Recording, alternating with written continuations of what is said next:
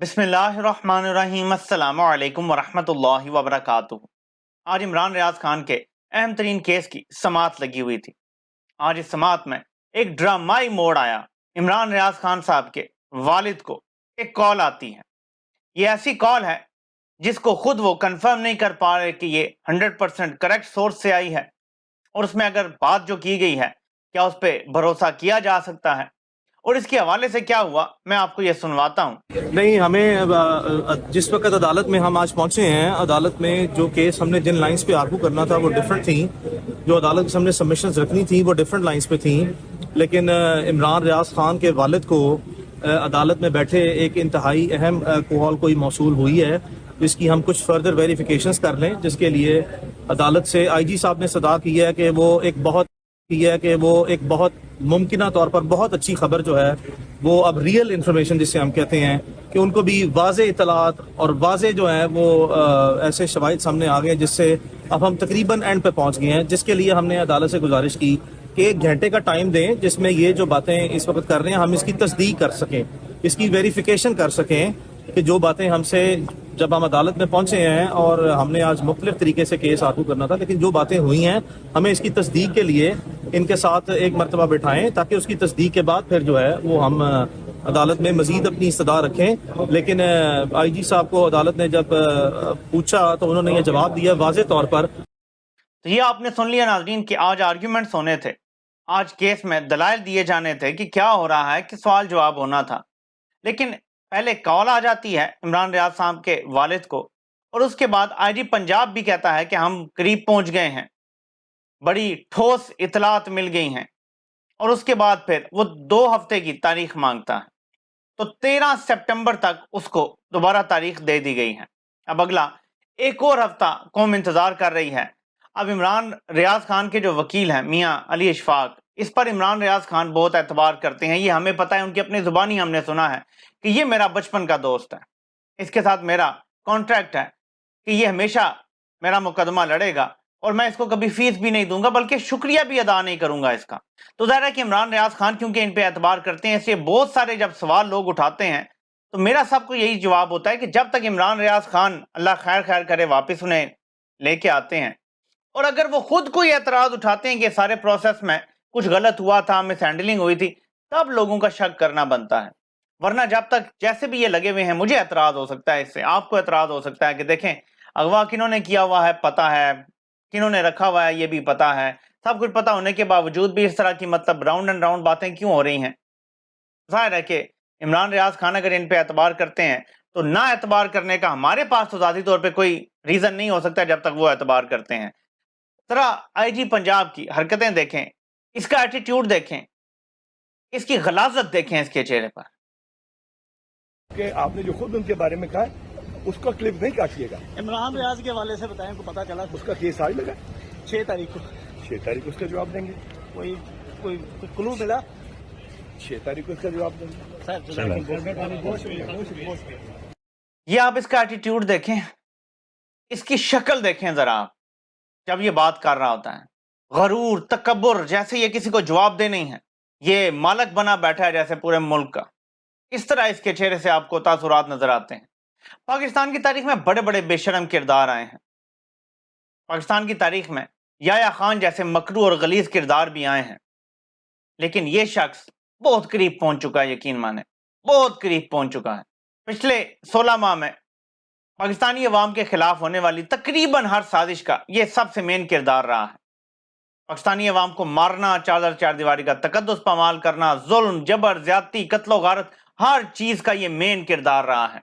एक दिन इंशाल्लाह तहकीकात होंगी, एक दिन इंशाल्लाह ताला ये इंसाफ के कटहरे में आएगा, एक दिन इस मुल्क में हलाली हुकूमत होगी, एक दिन इस मुल्क में जमहूरियत बहाल होगी, ये अपने जराइम का जवाब दे होगा इंशाल्लाह ताला। और तब जो इसको आज इस्तेमाल कर रहे हैं वो इसको बचाने भी नहीं आ सकेंगे। आप देखेंगे इंशाल्लाह ये इस मुल्क में आपको होता हुआ नजर आएगा। इमरान खान ने सदा की हुई है, इस्लामाबाद हाई कोर्ट सुन रही है कि ये किस कानून के तहत अटक जेल में रखा हुआ है। उस हवाले से भी बढ़त तो मारी है आमिर फारूक साहब ने कि मैं ऑर्डर जारी करूंगा, क्योंकि वो अब किसी सजा याफ्ता जुर्म में कैदी तो नहीं है, वो तो वैसे ही पकड़े हुए गिरफ्तार किया हुआ। और ऐसे में इस्लामाबाद हाई कोर्ट के तमाम मुलजिम जो होते हैं उनको अडयाला जेल से लाया जाता है।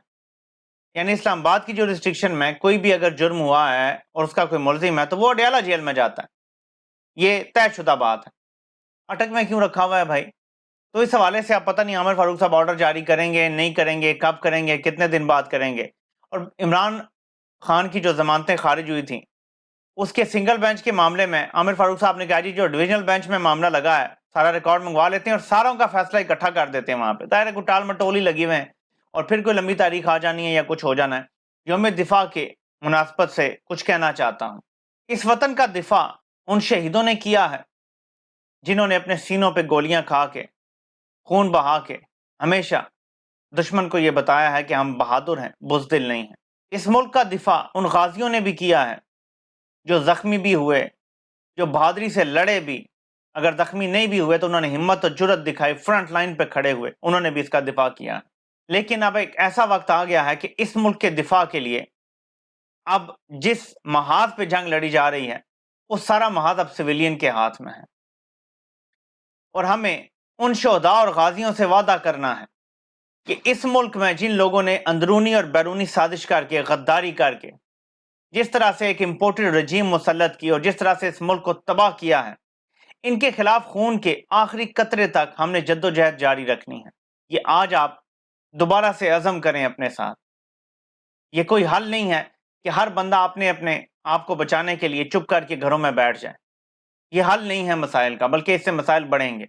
عمران خان نے آپ کو پچھلے سال کے شروع میں بتا دیا تھا جب یہ رجیم چینج آپریشن ہوا تھا کہ جو تباہی آ رہی ہے عام عوام برداشت نہیں کر سکے گی، یہ معیشت تباہ کر دیں گے، اخلاقیات تباہ کر دیں گے، قانون تباہ کر دیں گے، یہاں جنگل کا قانون ہوگا۔ کہ عمران خان نے بار بار یہ الفاظ استعمال نہیں کیے کہ یہاں طاقت کی حکمرانی ہوگی، جنگل کا قانون ہوگا، اور اب وہ نہیں ہو گیا، عدالتوں کی کوئی بات نہیں مان رہا۔ پرویز الہی کے معاملے میں لاہور ہائی کورٹ اسی طرح پھر سے دوبارہ میٹھی گولیاں دینا شروع ہو گئی ہیں۔